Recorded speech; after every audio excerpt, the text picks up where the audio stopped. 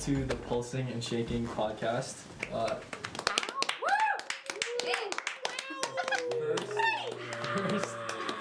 First time we're doing this. I don't think we've never really done anything like this before. Last year, I think we just had like one-on-one interviews with people, but go big or go home for 2019. I don't even talk to you outside of this context. That's horrible. That's true. Yeah. Hopefully we're gonna have just facilitate a great conversation between some of our featured composers. Today, we're very lucky to have, to my right, Hope Litwin, Toshi Subaroka, Absolute Minutes, Eric Barganier, and also Leah Hoffman, who is the co-director for this festival. So, yeah. So today's topic is on political music, which is, a very hot topic, as we all know, in today's musical scene, especially in contemporary music. So a good place to start would be good to assess sort of what we qualify as political music. Where do we draw the line? I don't know, for some people, political music can mean one thing, for other people it can be something much more general. I'm just curious, maybe we could... I feel like it would be helpful, at least for me, to just like maybe name your first association when you think of political music, of like, that's the artist I think of when I think of it, because I think it's way too broad and it would take a long time. But that's true, yeah. When I do think political music, I automatically think Bob Dylan. That's like my first association. Yeah. I mean, that's a good one. When I think about that, I think like punk rock or hip hop. I don't even think about new music. Yeah. Antonio Sanchez is doing a tour right now. It's about diversity and migration. It's like, what is the name of the group? Migration, right? Migration. Migration. Yeah. So it's interesting. I'm curious though, more specifically, do you feel that political music inherently has to be talking about, like something very prevalent in the political arena today, or can it just be basically anything that you write, no matter what, in some way is political? Yeah. Because you're influenced by the things around you, whatever that may be. There's a sort of political energy that's behind all, like, whatever you write in a way. Yeah. Do you guys feel the same way? I think I do, at least in some ways, because I think no matter what we write, in a few decades it's going to be, if it's like still relevant, it's going to be contextualized in like our political and cultural environment. So I think that even if you purposely avoid writing about political sort of topics, you can't avoid being politicized in some ways. So I think it might even be helpful to lean into that sometimes, because just the acknowledgement that like everywhere we exist is going to be a political space somehow. That just sounds like it's like the environment you're in is a context, but like, to me that's like so broad that I like almost don't even care about the question anymore. Once it's like, well, when people are like, music is everything, you're like, okay, well that's not even a conversation, because that's like... I think that's important though, because I think politics is defined by geography. I think one piece in one environment wouldn't be political, but if you go and take it and extract it and put it into someplace else, you could immediately give it a lot more fire than would. Like a lot of the pieces, especially like in the whole new music world, we have so much stuff here that's kind of just like preaching to the choir. Like if you go and take this stuff that does exist here, it is feeling like we're like talking to the same thing to the same audience, but if you take it out of that context and give it to people that haven't experienced that in different parts of the country or the world or wherever we're talking about, it makes just a bigger impact too. I think geographical differences is a big part of that conversation as well. And the time too, the space and time, always. Yeah. I mean, but I also think there's like a big difference than, it's not like, I don't see everything as political. I think everything is drawn from the world around us, and that in itself can be political in some way. But I think there's a big difference between writing about gentrification than me writing about, whatever else, like a personal story of mine, or, Does any of you feel the responsibility to be political? Or when you make the piece with some sort of personal opinion, are you afraid of being understood politically, or when you didn't mean it? That's funny, because I also feel like that ties into like this phenomenon with stand-up comics, who, the moment you're really given a microphone, people start thinking that you're talking in facts, and stand-up comics, they will literally say anything to like just elicit a response, and it could be the most absurd thing. But when you're given a platform, there's automatically a sense of gravity that comes with given a space to present something that immediately there's a possibility of for things getting misconstrued. Yeah. You know? I see deep connection between comedy and music. You know, once it's on the stage, it's more often than not, people understand it as truth, as a statement. Yeah, but yeah. it's an entertainment. Right, right. There's huge difference there. Not to say that there's no comedian who intend to be political, but or musicians, but the opposite is, I think, often truer. You know, which is that we might be delivering some sort of message that can be understood as political, but we don't really. At least me, I don't make a statement. And this is the concept of this is who I am. You mentioned the word entertainment. And do you think this could be different between each of us as composers, whether you see your work as entertainment first, message second, or do you see yourself, like you said, do you have a duty first to present something, like present an idea, a concept, or some kind of political notion or whatever it may be before you write the piece? I don't even know how to answer that, but I would say that like what I'm hearing is like the aspect of ritual, which is something that's very interesting to me. And you were saying something earlier about like, do you have a statement, or what? Kind of recap a little bit of what you said earlier.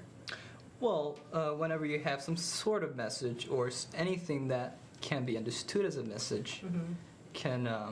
Well, it can come off as truth when it's not necessarily truth. It's like a subjective experience that someone is sharing. Sure. So from that, I understand that art means it's like a exploration of your consciousness to try and understand how you're thinking or feeling about something, but there's no conclusive answer. It's just you're sharing your exploration at this point. But in order to have something to share, there has to be some kind of like it starts here and it ends here. Not that that's the end of the conversation forever, just like I have 3 minutes on stage, so at this point in time, this is what I have to share on my perspective, and I'm still like woodshedding like consistently throughout my life, and I'll just like, you're gonna say something? Yeah. Well, this is kind of hard for me to say because I do love creating a good message for my work to share, but I don't really think that good art necessarily means having a good message, or any message at all. But I think when you take the opportunity to present such a message, I guess you just kind of have to be wary of that double-edged sword that it can have, you know? Yeah. If you are too metaphorical about it, your message might not offend anyone, but it might come across as, or not come across. Yeah. It's really the problem. Yeah. But if you're too clear, you might end up isolating your music from certain people. You know, so I think that's why my work, I guess, tends to focus more on situations and achievement of mankind more so than like political achievement. What do you think is worse though, that isolation, or on the other hand, just not hitting home hard enough? Wow.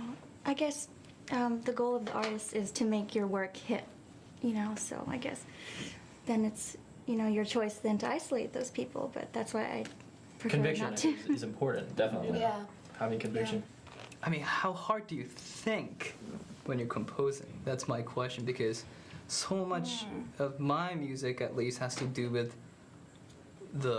not the thinking, but the feeling. Yeah, I remember we were having this conversation even last year, and you're a person who writes with a lot of feeling. At least I try to. But I mean, that's in itself a type of thinking, don't you think? I mean, it's like interesting. It's feeling, and it's like especially when you have to notate feeling, right? Which is what we're doing in a lot of ways. Right. There has to be a kind of there's a regulation of that in some capacity. Feeling is just a bunch of data. I would say it's not by thinking, that's a little different for me than saying there's reasoning when you're composing, and that to me Okay, I see what you're means saying. more Yeah, Cool reasoning. distinction, I you like that. know notation. You have to deal with notation as a composer, but I don't see that as a thinking. I actually can tie that to a political statement in some way. Finally, I found a thread. I think that, did I lose it? Uh-oh. Repeat what you just said, the last thing what you just said, Well, there's a distinction between reasoning. thinking and reasoning. and using reasoning. I think there's something about reasoning where it's like you haven't, kind of like when you're conducting scientific research, you don't come to conclusion right away. You're just like processing data. You're like, well, this leads to this, which leads to this. But it's not like you've come to a huge conclusion where I feel like political art for me that doesn't interest me at all is kind of like, okay, I know what I want to say before I even start. I haven't even started my piece, but I know what the conclusion is. So no matter what I go through in this piece, I haven't really changed or developed much. I just want to like basically start at the end of the thing that I want and then work Yeah, it's backwards like- to figure out how to get It's there. like starting with a picture frame before you have a picture. But or how do starting you? with like the answer before you've done the research. But how do you tell when you're like experiencing that music? How do you tell which process they used? It's so obvious. I don't know. It's like I feel like maybe it's like an animal instinct or something. Okay. You can kind of feel if someone has, I don't know, kind of like come to some weird conclusions that were like, oh shit, that's not it at all. I feel like anytime I see a piece where it is a clear conclusion of like, well, this happened and you should do this about it. And I'm like, that is not how I've had any experiences in my life where I've learned something. That sounds different though, because that sounds more like preaching rather than having like a definite goal at the end, though, right? That's Or is it the how same that thing? kind of stuff comes across to me. Feels preachy. It feels very preachy. Well, so what if you have like a clear goal that you do know you want to get across, but it's not on that level of intensity? Is there a way to go and kind of like I compromise just feel like, have you between- ever started a project where you've been like, ooh, I know how this wants to happen, and then by the end you're like, yeah, I made that thing happen. Has that ever been your experience about something that you've really cared about, that you've been like, wow, this is like a piece that, this is substance? Have you seen the Three Penny Opera? I've listened to music, I've never seen it. Yeah, because what they do really effectively in that opera is that they Funny that you bring up Brecht though, because he's Yeah. like one of the few examples I can think of where I'm like, ooh, political art. yeah. Yeah. I so sang his many. Kinderkreuzig when I was in high school, and we were and it was I remember like my choir wasn't super into the music because we were all like sort of raised on very tonal music, and that was one of our earliest sort of forays into non-tonal, or like not even atonal, but like just using harmony differently. Yeah. We weren't used to it and we didn't like it at the time, but it was all very like, the music was so deeply tied to the Brecht is the This playwright. playwright. I forget who the composer was, but Weill? No. Is it Kurt Weill? Kurt Weill, yeah. yeah. Kurt Weill. So like, the music as a response to the words, which were very political. I think the words were what like made it hit home for us, because we like were able to like understand sort of the narrative and like the story of the children traveling and trying to. But if that piece didn't have words, I don't know like how political we could have understood it to be as kids singing that piece. So I guess this is turning into a question of like, what do you guys think the role of words in political art is? Like, do you think it's possible to have art that's completely wordless and still have a specific Yeah, like for sure. word message? Yeah. I just feel like it's an access point for people who Yeah. don't study different instruments, or just like Right. everyone speaks a language. Well, most people speak a Speaking, language, yeah. so it's just like a direct access point. Also, Julie Seisman is a good living example, or he's dead Not now. He's not living. living. Like, Like, as an very example of political- without having words in a lot of his Exactly. pieces. I mean, the titles in themselves are Yeah. like Very, very political. political. But the titles are words. That's the thing, though. I mean, there's no words in it, but you still know the context. Yeah, of yeah. it, So as long as you have the context. But like, that's is there a important. way to sort of like completely divorce it from words? Yeah, I feel like in- visual representation, like people can tell metaphor through visual representation, which makes it very clear. What about with just sound? One of the fascinating experience that I had in terms of music, just music, and somehow delivering political message, or not deliberately delivering the message, but it makes you think deeply in politics. The experience was at Pat Metheny's concert, and at the very, very, very end of the concert, it's actually after the concert ended, during the encores. It's like a third encores, right? Yeah. He played, what's that piece called? David Bowie's song, This Is America. This is America. And that was completely instrumental. He just played solo on an acoustic guitar. But right? people in their heads are singing the lyrics. Yeah. Oh, yeah. There's still that context. We're things have meaning when they are given context, and that applies to anything, any kind of music. If you give them any motif or idea, context to live in, and you fuck up the context, then the message and the meaning is gonna change. But there's a huge unspoken thing too, just like for just different cultures. I remember being in Belarus where you couldn't like have specific political views, and like things were just transmitted through sarcasm. Things were transmitted through personal histories that were cultural, and you kind of even like the use of the Belarusian language versus Russian, for example, within the music itself was a political statement. So you didn't necessarily Those have are all to be. context things. I mean, like when you're Well, here, it's you all have to play by context. these rules. Exactly, When but you're that's here, you play by these politics, rules. though. Of course. Yeah. Right, but that's Everything still is listening. context. Like you have to be in that environment. You have to respond. It's cultural knowledge. You couldn't come in as an American to that situation and be like, If you "Oh, were of listening, course." you could. No, you could, because you have to have cultural knowledge to do that. Because But how do you get cultural knowledge? by being an insider to that like political By system. listening, yeah. By listening. I don't know, because you can listen to like- it as an outsider, and it's not going to happen. You can't just do that by listening. You have to have some kind of inside knowledge in addition If to you're being a really listener. listening and responding, that's not an experience of being an outsider. That's an experience of listening. That's an experience of being receptive. Yes, Rohan. Yeah. Like from your own personal perspective, Sure. what are some of the strongest pieces of political art across any genre or medium that have touched you that like you're thinking of? Can I That's- offer? Yeah. Want to go first? Yeah, go ahead. Okay. I think Anais Mitchell, is that how you pronounce her name? Anais Mitchell is a great example of someone who can both carefully but still powerfully kind of present a message. Like, it's amazing how Why We Build the Wall, that song from Hadestown, how that was written about a decade ago. Totally not about the Trump administration or anything, but somehow it still came to resonate with people today. And that wall kind of represents not only that physical barrier, but also like people's mental barrier, to not want to take in other people's opinion or opposing ideas. Yeah. They say that you can only have as many emotions as you have words for, because once you experience an emotion, you attach it to an idea that you have to try and categorize it, and then you actually will shift your emotion to fit what you understand about that word. So I would say that most people are walking around with generally, they say, these are like top psychologists, I'm happy to send you these after, but like people generally walk around with about 8 emotions a day. But they're capable of much more, but because we haven't learned to like classify actually the complexity of what we can feel, we shift it to feel happy, sad, bored, angry, overwhelmed, depressed, just like these basic things, and like I over would and over say and over.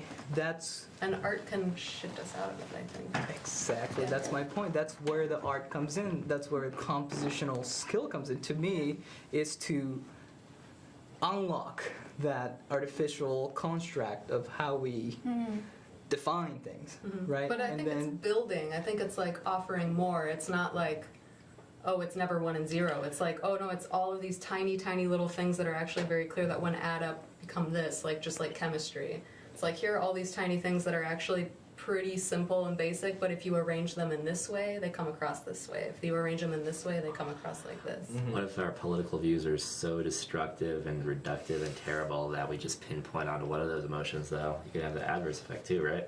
Wait, what? Like, so you're talking about how we could go and have this broad spectrum of experience at once, right? I'm saying like there's room for more complexity. Like I'm wondering if it's not so much like you're saying, oh, it's not binary, but I'm saying like, but things can be, like if you're looking at a complex structure, you can break it down into very small things that have arranged in a certain way to create this thing. And like I'm saying, is like we could have bad art too. That's the inverse of that, is that we could go and focus down all those events into one singular concentrated moment where we're just like we have one of those feelings so intensely focused, whether it's bored or angry or whatever. Yeah, you can like instead Is of that bad art though? Of course it is. Oh, I mean, Do you if you're think bored, so? if you're bored, I think we're bad. No, I think that I there's don't like think room so. for different nuance. Like just like As long as you're not bored. The only bad art, I believe, is if you personally are bored by it, then it's bad art. If it makes you sad, happy, angry, whatever, as long as it's not bored. Or bored is bad art to you. Is what Okay. I personally believe. Yeah. But there's no such thing as like bad art that everyone thinks is a bad No. piece no, of art. I can't. I just feel like think there so, should be yeah. room for nuance. Like, I think Unless that's the it's thing. it's like, social unless realism. everyone's But it's different. I feel like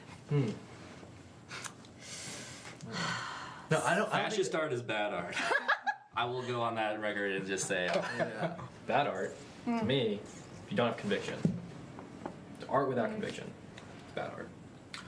what if though? So what if your art tries to be oppressive though? This goes back to the whole. Oh, fuck. I think like what I'm trying to ask though, more on a larger level, is just like how do we respond to art that is in like ideologically bad, like in terms of promoting hate or fascism or something, like even There are if it so is many like. great works of art that like show you how much someone can hate just to prove to you, like Othello. That's a great example of how much someone can hate, how much someone can hurt you, how much someone can be evil and vile. That is an excellent piece of art. But that's not exactly what I'm talking about. No. I think what he's saying is of the literal artistic message. like propaganda. Like I want you to propaganda, Like propaganda. art, like the thing. Like when does it become So- political? Like just like a conversation on a political topic and versus propaganda. I feel like that It's a lot of art, like any kind of art that goes into, there's artistry in propaganda. Yeah. And it's also like kind of an art form to sort of convince people of your like point of view, especially when it's like built on piles of bullshit. But like, and again, that I think speaks to what we were talking about earlier, sort of, it's all contextual, because like we can look at propaganda from like decades ago and feel very dispassionate about it and be like, oh, people were dumb, that's like, people fell for that, and also like appreciate it for its sort of like artistic integrity. Like if it's like a propaganda song, you'd be like, oh, I like that chord progression, Right. but like it's a weird message.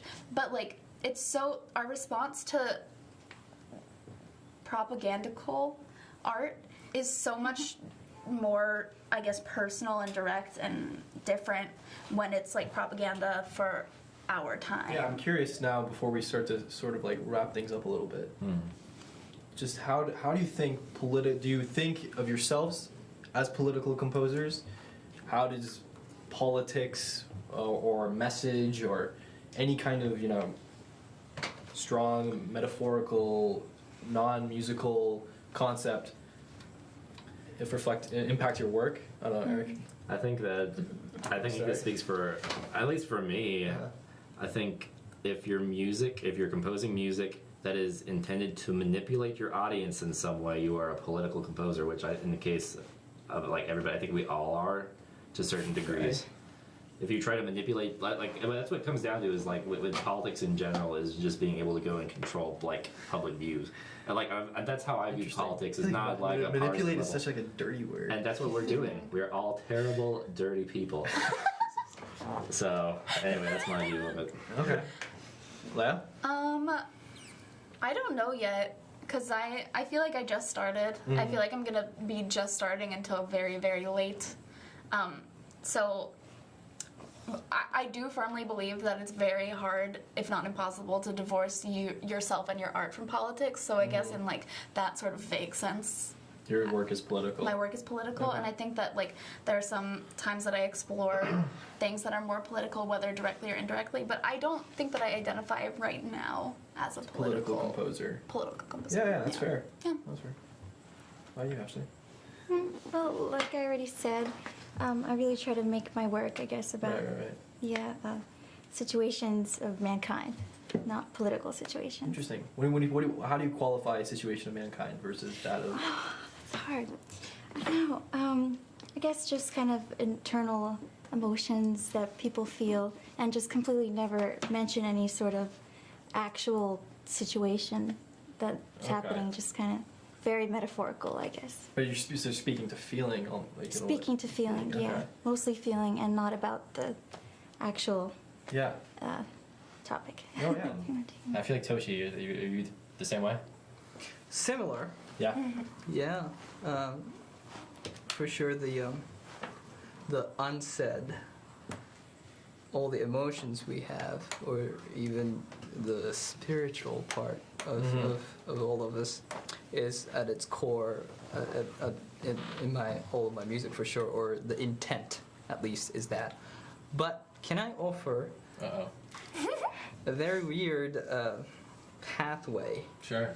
to say that perhaps we all share some sort of definable, agreeable sense of good. Because when we were saying there's no way to define objectively what bad is, that can inversely mean that there's no way to objectively define good. Yeah. But I would love to offer a weird perspective. Yeah. Go for it. Is there anybody here or in the whole world who would dislike the look, not the taste, but the look of perfectly made sunny side up eggs? Wow. That's a good one. Is there anyone?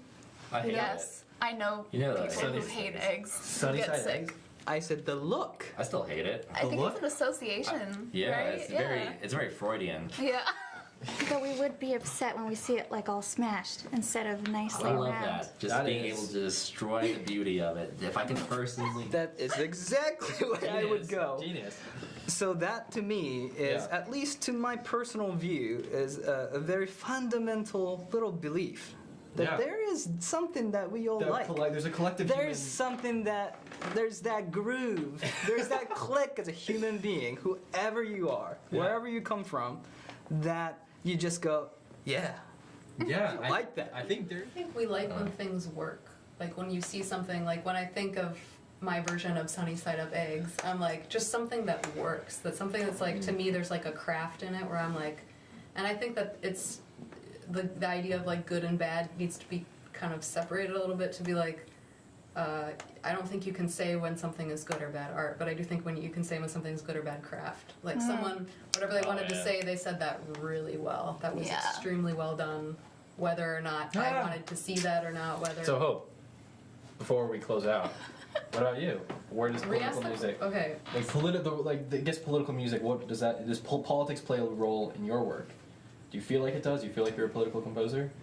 I'm very interested in the idea of ritual. Yes, yeah, you're mentioning. Ritual, what kind of ritual? I Like feel social like, rituals? yeah, for sure. But I feel like the theater is a ritual. Okay. Everyone understands the rules. Everyone understands who's listening, who's talking, who's presenting a story, when you're standing, when you're sitting, when you're leaving, when the lights are on, when the lights are... There's like all these things. We understand the rules. This is the context. This is the ritual in which you get to say what you're going to say and I'm going to listen or whatever. We had that a lot with churches. People, at least in the cities I've lived in, but people don't really go to churches anymore. So that's kind of like a lost space. But we still have it in theater, which it's kind of a lost space there a little bit more compared to what it used to be, just because there's so much like YouTube and webisodes and curious. stuff, which I think is great. But How does that interested to know. the digitalization of music? How does that affect like your ability I'm to? very excited to know where ritual is going. Yeah. Like that's I'm very very interesting curious. to me, like where people go and what rules they create around it to create dialogue with each other. Because I do think it's happening. Right. I just think it's kind of a little bit more subversive, and we're still trying to figure out what those rules are and how we communicate with each Sure. other and build community in that way. So I think it's still very open and like a very exciting realm. But the idea of being like, I see something, I'm gonna like make this. I don't know. That's not super my personality. Like I like to explore. I like to like That's listen good. and ask questions. Like, and then obviously at the end of the day, you have some kind of like journal entry where you're like, man, today was like this. Yeah. And that's Yeah. No. It's So, absolutely. Yeah. Cool. What about you? Well, oh, me. Yeah. Yeah. That's all we have time for. Yeah. Right. Goodbye. No, I think for me it's a little different. Or actually not different at all from what anybody was saying. What am I saying? I don't know. I don't lately, if I investigate any sort of social issue, it's through the lens of my own experience. I don't feel entitled to talk about. A lot of people, ask me a lot about using like Indian influence in my work, or like Indian sounds, or like talking about my experiences as like, or being Indian or whatever. And I never really felt, particularly. I'm born and raised in Rhode Island. Like I'm not like I'm Indian by appearance. The Bollywood of the U.S. Yeah, the Bollywood, as they say, Barrington, Rhode Island. Yeah. No, but like I don't really ever see myself as like Indian, like feeling like I can use those things in my work, and it's because I haven't really experienced that culture really. I mean, I've experienced it through my parents, but that's different growing up in America versus growing up in India. So, if I'm ever gonna like the piece I'm writing for this that I wrote for this festival is like through the lens of my own experience. I'm talking about a social issue like mental health, but I'm not doing it like I'm not trying to tell people not really how to feel about mental health. Just hope maybe they'll walk away with some kind of experience or some kind of pseudo connection to what my experience was dealing with it. Alrighty, well, thank you so much, guys, for joining us for our first episode of the Close Kinship podcast. And yeah, see you guys at the festival. Can't wait to hear your guys' music. It's gonna be great. Can we say something in the center? What should we say? Pulsing out. Okay, let's do it. On the count of 3. All right. 1, 2, 3. Pulsing out.